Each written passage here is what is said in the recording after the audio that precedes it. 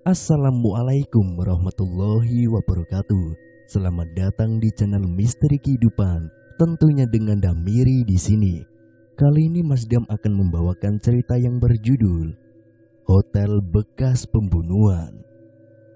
Gak usah berlama-lama lagi, langsung saja kita masuk ke dalam ceritanya. Tengah malam sekitar jam 12, seorang wanita berparas cantik bersama dua orang lelaki berbadan besar masuk ke dalam lobi hotel.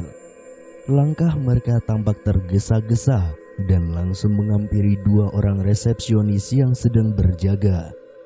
Dari penampilan wanita yang mereka bawa, orang pasti bisa menilai kalau wanita itu adalah pelacur. Dandanannya menor, gincu merah tebal menempel di bibirnya, bedak murahan melapisi wajahnya. Baju yang ia pakai menampakkan pusar atau udel perut. Celananya juga pendek sepaha, hampir seselangkangan. Kamar nomor 111. Tanpa menyapa lagi, lelaki itu menjulurkan tangan untuk meminta kunci. Selamat malam Pak, sebelumnya sudah booking ya Pak? Tanya Harry si resepsionis. Iya, jangan banyak tanya, cepat! Lelaki botak yang satunya lagi malah membentak. Maaf Pak, bisa tunjukkan KTP-nya? Pinta Harry. Salah satu dari mereka menyerahkan KTP dengan wajah kesal. Harry dibantu rekan kerjanya langsung memeriksa data diri lelaki itu di komputer. Baik Pak, mari saya hantar. Setelah ketemu, Harry langsung mengantarkan pria itu. Mereka naik ke lantai 2, melintasi koridor kamar hotel. Ini kamarnya Pak. Harry membukakan pintu kamar sambil tersenyum ramah. Tanpa berterima kasih, mereka langsung masuk ke dalam kamar itu. Harry seperti sudah biasa menerima perlakuan seperti itu dari tamu. Dia pun beranjak pergi. Ia kembali berjaga bersama di meja resepsionis bersama Tiara, rekan kerjanya. Sesaat kemudian, ia melihat sesuatu tergeletak di lantai. Itu jelas dompet. Tiara, ada dompet tuh, tunjuk Harry sambil menyenggol Tiara yang sedang mengantuk. Wah, pasti itu punya tamu barusan. Tiara bangkit dari tempat duduknya lalu mengambil dompet tersebut. Ia membuka dompet itu lalu mencomot sebuah KTP dari dalamnya. Tiara memperhatikan foto KTP tersebut. Wajahnya sama persis dengan tamu yang datang barusan. Ini punya bapak yang barusan check-in. Sana antarkan, suruh Tiara pada Harry. Harry berdecak kesal. Kenapa nggak kamu aja sih? Males aku. Kamu aja sana sekalian. Kan tadi kamu yang antar mereka ke kamar. Ya udah, biar aku panggil room service aja, kata Harry sambil meraih telepon. Tapi tidak ada satu orang pun yang menjawab teleponnya. Sialan, pada kemana sih? Ia menutup telepon itu. Ya udah, kamu aja sana. Cuma nganterin dompet doang. Siapa tahu nanti dapat uang tip. Tiara memaksa. Akhirnya Harry melangkah. Dia meraih dompet itu lalu beranjak dari meja resepsionis. Setibanya di depan kamar nomor 111, ia heran kenapa pintu kamarnya tidak dikunci. Pintu itu terbuka sedikit, mungkin sejengkal tangan. Dari dalam kamar, Harry mendengar suara erangan seorang wanita dan desahan dua orang lelaki. Bangsat, gumam Harry sambil menggelengkan kepala. Ia urung mengetuk pintu lalu melangkah lagi menuju lift. Harry akan tunggu 2 jam lagi setelah mereka selesai bermain. Saat Harry menunggu di lift, tiba-tiba ia mendengar jeritan wanita seperti dipukuli dari dalam kamar nomor 111. Beberapa kali wanita itu menjerit, suaranya terdengar sangat keras. Harry tidak punya nyali untuk melihat apa yang sedang terjadi. Dalam satu jeritan terakhir, Terdengar suara berdebam seperti benda tumpul yang dihantamkan ke tubuh. Setelah itu tidak ada lagi jeritan yang terdengar. Buru-buru Harry masuk ke dalam lift. Di lobi, lelaki itu heboh menceritakan apa yang didengarnya barusan. Tiara tampak tidak peduli. Kedua matanya mengantuk. Tiara bilang jangan terlalu mencampuri urusan orang. Wanita itu tahu kalau hotel ini memang sering digunakan sebagai tempat prostitusi. Tiara, kita harus lapor. Cewek itu tadi kayak dianiaya. Udah, jangan pusing-pusing deh. Kita di sini hanya resepsionis. Tiara kembali tidur di atas meja. Selang beberapa saat, dua lelaki muncul dari lift dan langsung menghampiri resepsionis. Teman kami masih ada di kamar. Besok dia baru check out, ujar salah satu dari mereka lalu pergi begitu saja. Oh iya pak, ini dompet bapak tadi jatuh di lantai. Ragu-ragu Harry menyerahkan dompet itu. Lelaki berkepala botak pelontos mengambilnya dan lagi-lagi tanpa mengucapkan terima kasih. Mereka pun pergi dari hotel. Itu mereka orangnya, Ra. Harry menunjuk ke arah dua lelaki itu. Hus, udah jangan tunjuk-tunjuk. Tiara, bagaimana kalau cewek tadi udah mati? Harry ketakutan ia menyentuh bau Tiara. Kan dua cowok tadi udah bilang kalau si cewek masih ada di dalam kamar. Kita periksa aja yuk. Enggak ah, udah jangan parnoan gitu. Tiara semakin kesal. Ia mengibaskan tangan Harry dari bahunya. Tiba-tiba telepon berdering. Harry segera mengangkatnya. Selamat malam, dengan resepsionis ada yang dapat kami bantu? Iya mas, aku pesen nasi goreng dong. Terdengar suara dari seberang telepon. Baik, antar ke kamar nomor berapa ya?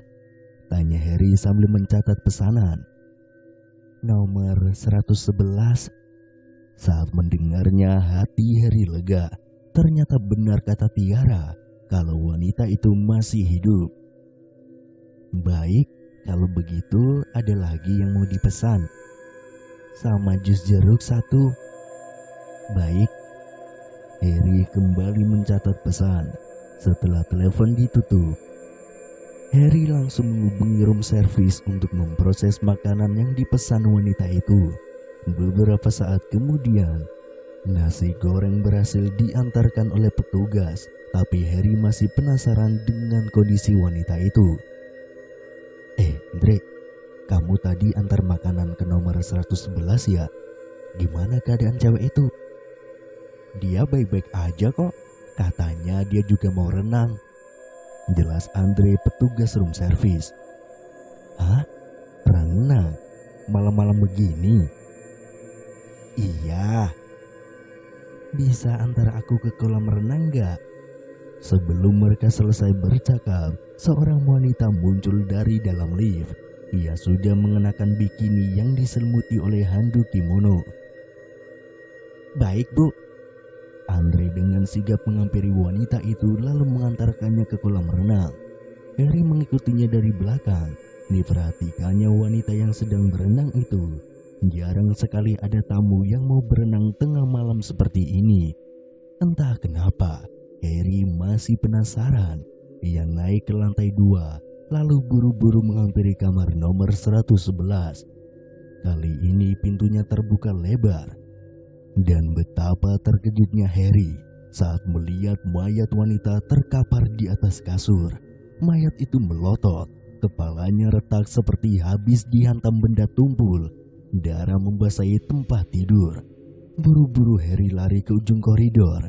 Ia menyibakkan tirai jendela kaca yang mengarah langsung ke kolam renang di belakang hotel. Dan dilihatnya, wanita itu masih asik main air di kolam renang. Padahal jelas-jelas wanita itu sudah mati. Saat Harry masih tercengang dengan apa yang dilihatnya, tiba-tiba pintu kamar nomor 111 tertutup sendiri dengan keras. Seperti ada yang membantingnya. Sontak saja Harry lari kocar-kacir sambil berteriak minta tolong. Hotel yang mengarah langsung ke pantai itu memang tidak pernah sepi pengunjung. Mungkin karena merupakan hotel paling mewah di kawasan itu, sehingga bukan hanya digunakan sebagai tempat menginap saja, tapi juga sering digunakan untuk berbagai kegiatan. Walau beberapa minggu lalu pernah terjadi pembunuhan terhadap seorang pelacur, hotel ini tak lantas dihindari pengunjung. Kamar nomor 111 yang bekas pembunuhan itu hanya ditutup selama 5 hari. Pihak hotel membuka kembali pemesanan untuk kamar nomor 111 setelah kasusnya selesai.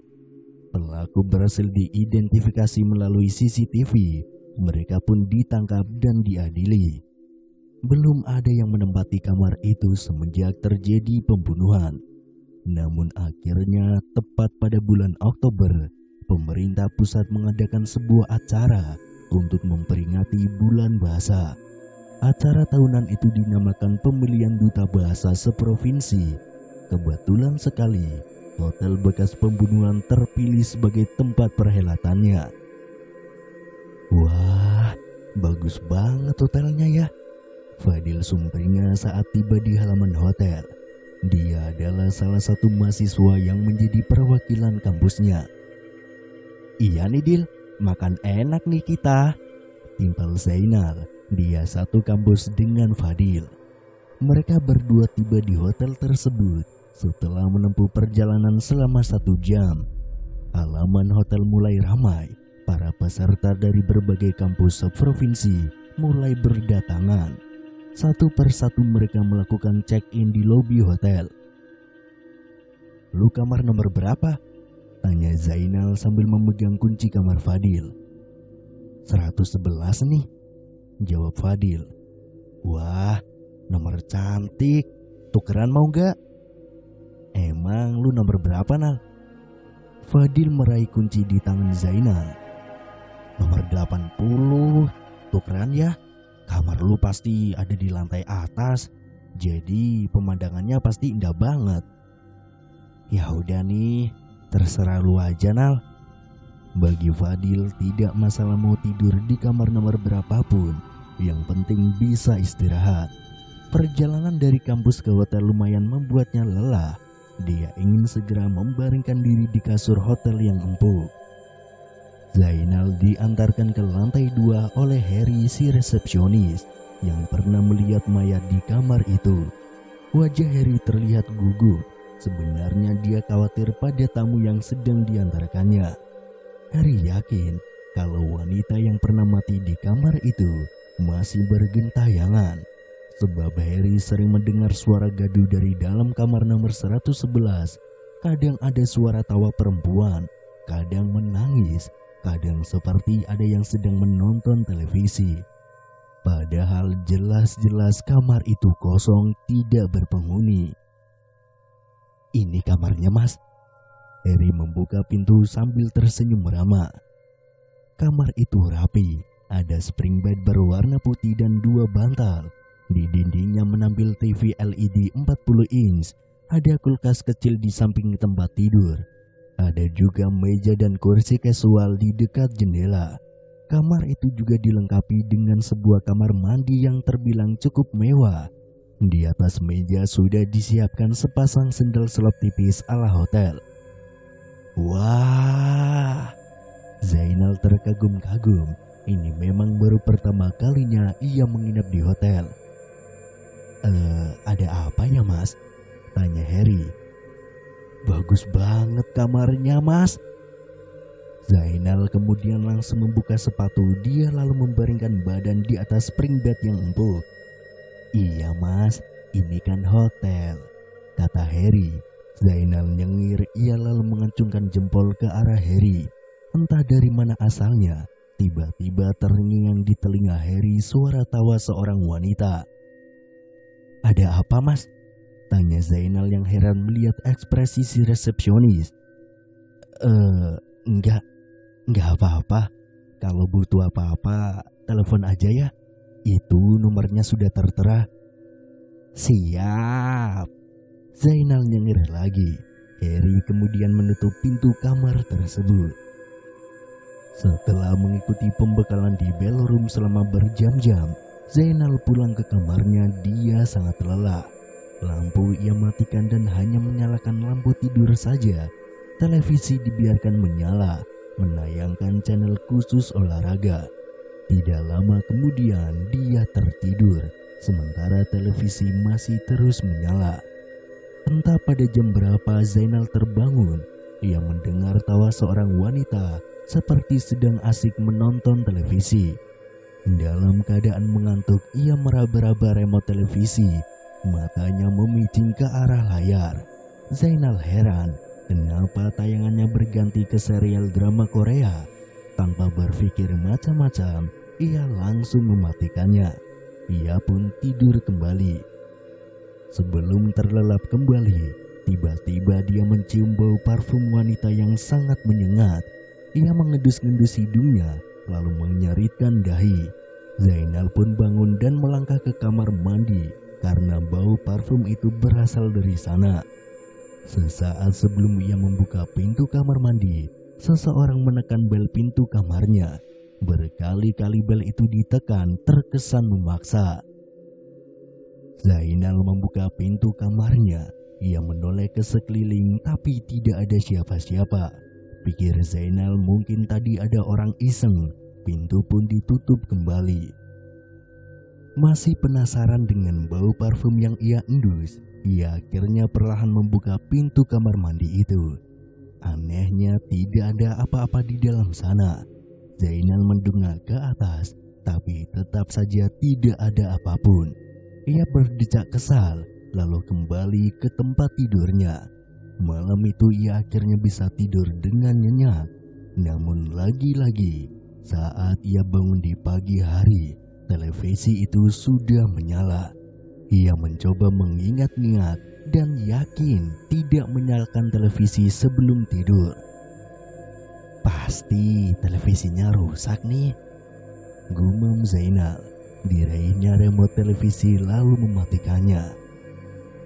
Hari ini akan ada seminar tentang sejarah bulan bahasa. Ia harus segera mandi dan sarapan. Beberapa saat kemudian telepon berbunyi. Saat itu Zainal sedang memakai pakaian. Buru-buru ia mengangkat teleponnya. Halo? Zainal, kita ketemu di bawah ya. Udah disiapin sarapan tuh. Orang-orang juga ada pada kumpul.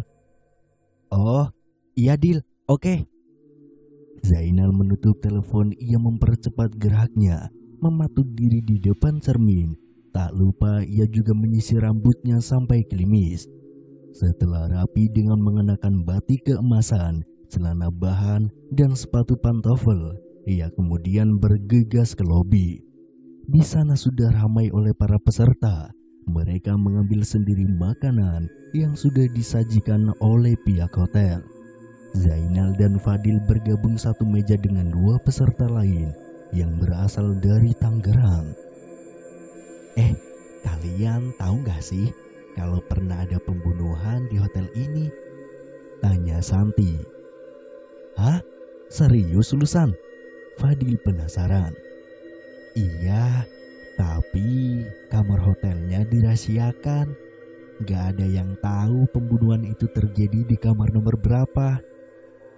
Menurut gua, hotel ini itu memang angker, ujar Hilda. Ia lalu menyeruput lemon tea. Iya, setiap hotel pasti ada penghuninya lah. Selama kita tidak mengganggu mereka, gua yakin kok kita bakal baik-baik aja, timbal Zainal. Ia enggan menceritakan kejadian aneh yang dialaminya semalam. Acara hari itu berjalan sesuai rencana. Ada sesi seminar, perkenalan masing-masing peserta, dan interview bersama para juri. Selepas acara, Zainal kembali ke kamar. Ia sangat lelah setelah mengikuti rangkaian acara seharian. Namun setibanya di kamar, ia heran lantaran kamarnya acak-acakan seperti kapal pecah. Padahal tadi siang ia sudah merapikannya. Lebih parahnya lagi, ada bungkusan makanan ringan yang berserakan di lantai. Itu makanan yang sengaja ia bawa dari kampus. Bersambung.